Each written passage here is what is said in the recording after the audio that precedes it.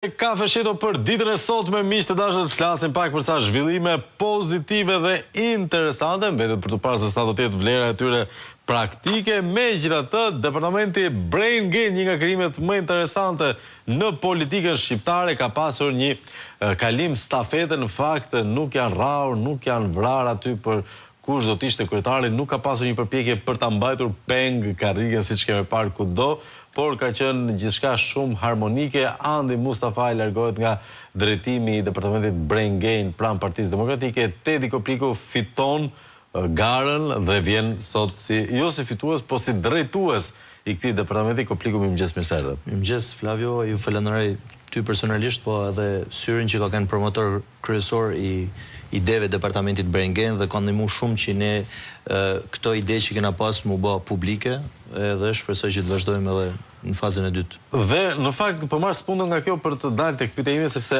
ka një arsye pse ne e kemi mbështetur, të paktën unë personalisht, sepse unë mendoj që në tregun politik shqiptar ka një mungesë të madhe, që është mungesa e ideve të djathta, mungesa e ideve të djathta të implementuara në politik, në tregje edhe në aspektin social. Kemi gjithë spektrin e majt në të gjithë madhështinë e vet, por na mungon plotësisht kjo e djatha.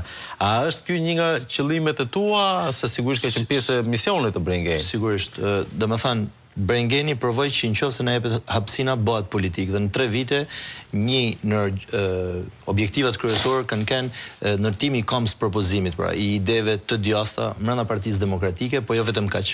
Dhe në drejtimin e ri tek programi jem, pra që kam paraqit para anëtarëve të departamentit cilët kanë votu, unë e kam ndarë në 3 shtylla, dhe shtylla kryesore ose shtylla parë është narrativa dhe antipropaganda, pra që ka të bëjnë me këtë, pra me ndërtu një narrativ djathtë, një narrativ koherente, flas për Partinë Demokratike, dhe gjithë kjo me kenë e centralizuar, pra mesazhi i Partisë Demokratike me kenë i centralizuar, jo secili me thënë çka ka qef e para, e dyta. Siç bën PD zakonisht. Po është një gjë që duhet mu rregullu, të marr parasysh që ne përballë kena një ushtri disiplinuar me eksperiencë 80 vjeçare dhe që punon në mënyrë inxhinierike për sa i përket mesazhit që ato çojnë dhe përqendrojnë tek publiku.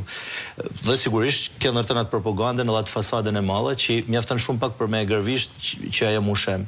E dyta ka me kenë headhunters, pra shtylla e dytë e departamentit burimi njerëzor. Pra burimi njerëzor. Jo vetëm me kenë një laborator idesh, por edhe një laborator burimesh njerëzore brenda Partisë Demokratike. Në 3 vite ne kena provu që kena arrit me afru në tan globin praktikisht shqiptar që më përpara nuk kishin mundësinë mu angazhu në politik.